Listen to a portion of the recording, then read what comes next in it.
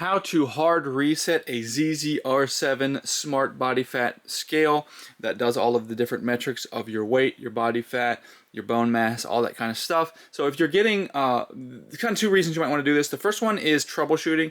If it's giving you incorrect weight readings, or it's not syncing with the app properly and stuff like that, we can go ahead and do this reset.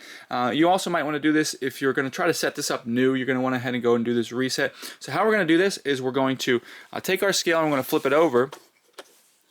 And you're going to find this battery compartment right here. So we're going to pop the battery compartment open. And by the way, it takes AA batteries. If you need batteries, I'll go ahead and put a link down below to where you can get these at a great price. But anyways, so you'll see this here.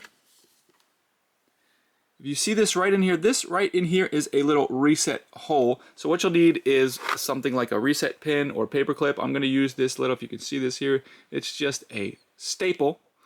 And I'm just going to press it in and you'll hear it click, and I'm going to hold it for a second. So I'm just going to hold it, and release. And that will reset this scale. So now I can reconnect it, and hopefully that will fix whatever issue you're having.